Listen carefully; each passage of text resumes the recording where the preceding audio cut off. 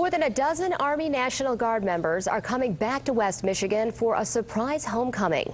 24-hour News 8's Ryan Takeo is live in Wyoming right now, where those Guardsmen are expected home any minute. Ryan? Any minute now. We're at Grand Valley Armory in Wyoming.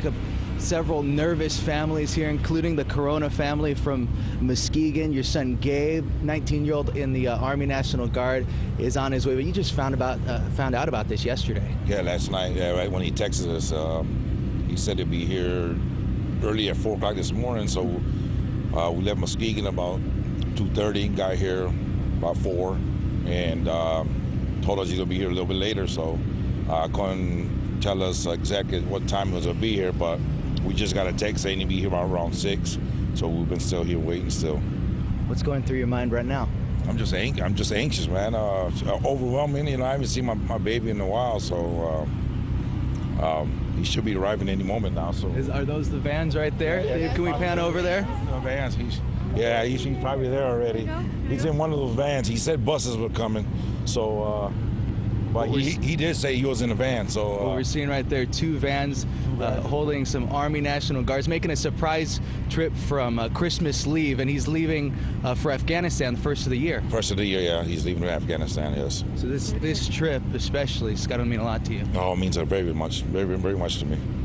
Talking to Gabe Corona, we're going to let you go and see him right now. We appreciate your time.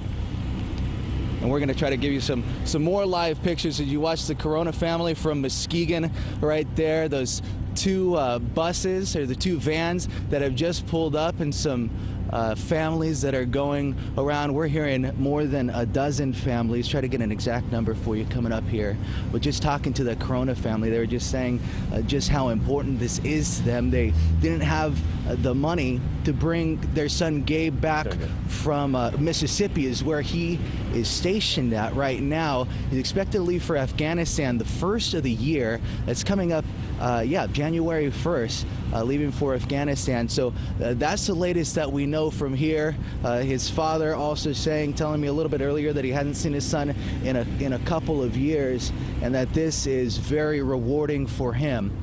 And you can see his sisters as well, 12 and 14, that are very excited to see their older brother back home for the holidays. We'll get you some more information about who brought them coming up here. This surprise visit, they just found out just last night. Hey Ryan, this is a really cool event that's going on here that we're watching live unfold in front of us with all of these troops that are coming home now. Do you know exactly how many came back on those two vans from Mississippi? Oh, we're hearing more than a dozen. The exact number that was up in the air from the families. Most of these families that we talked to, because I was really going by and talking to them one by one, most of the families that we were talking to just heard about this last night, didn't know much about who was bringing the Army National Guardsmen home. Some are getting dropped off in Lansing later on today. We know it's a local family, a local man that brought these families home from the West Michigan area. They were stationed down in Mississippi. Yeah, this is not exactly, Ryan, an Army-sanctioned drive back. This is somebody who just said, hey, these guys don't have the money to get home to see their families. They're going to go off to Afghanistan here at the beginning of the year. I'm going to drive down in a couple vans and pick them up in Mississippi and bring them back. Is that pretty much how that whole transpired? That's how it went down from what we're hearing. And without even knowing the families that are involved, I mean, basically, it's the families got a call, hey, I'm coming back. They didn't know exactly what time or where, how this was all going to go down.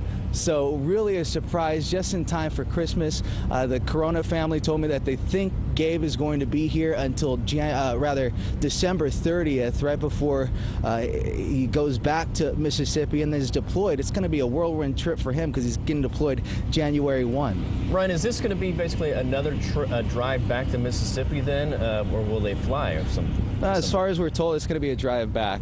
That's the understanding that the Corona family had, and that is coming up next week. It's going to be next Friday is the 30th when they're expecting their son to leave and go back to Mississippi. But I mean, just hearing the nervousness in their voice when we were talking a little bit earlier, and the anxiousness because this was such a surprise for them. It really is an overwhelming scene here. All right, well, it is pretty exciting to see this happening live on television. All these Guardsmen coming home from Mississippi to West Michigan to spend the holidays with their families. What a great scene to have there. We appreciate your time, Ryan. We'll let you get back out there and start talking to these guys and find out a little bit more about their journey back to West Michigan. Thank you, sir. Well, a group of National Guard members needed some help to get home to West Michigan for Christmas, so a family loaded up a van and went to pick them up and bring them back, and you saw it all unfold live right here on Wood TV 8 Daybreak this morning. Well, 24-hour News 8's Ryan Takeo is live in Wyoming right now where those Guardsmen arrived about half an hour ago. Ryan, so what's the update now? Well, the update, we know who's responsible for this trip. Actually, Mark Van Vliet, and your son Teddy right here. He's down getting training in Mississippi, but you decided to bring 15 other Army National Guardsmen. Why'd you do that? Well, the thing just started when Teddy said, "Dad, can you pick me up for Christmas? I have leave," and I said we'd be more than happy to do that. And then as time went by, more and more people became or added to the story. So it just was small and became something quite large. But we were just happy to do it. It's pretty expensive to get off a leave. What were you hearing from some of the folks that you drove back with as far as how much this meant to them? Well, it meant a lot. There's other options, you know, a bus or a plane ticket, but that can be pretty pricey.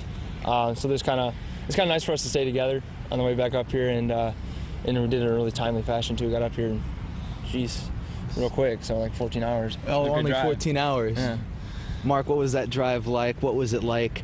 Because really, you have changed Christmas for more than a dozen families. How does that feel for you? Well, I mean, obviously a lot of energy on the way up, a lot of excitement from the guys, and a lot of joking around, a lot of laughs, and you can see that the guys they all get along well, and everybody had a great time driving up. So in spite of the length of the journey and the time in the van and all that, but we had a good time. Real quick, how you feeling right now? Tired. Yep. Tired. Get some rest. Appreciate it. Teddy and Mark Van Vliet. We're live here in Wyoming. Ryan Takeo, 24-hour News 8.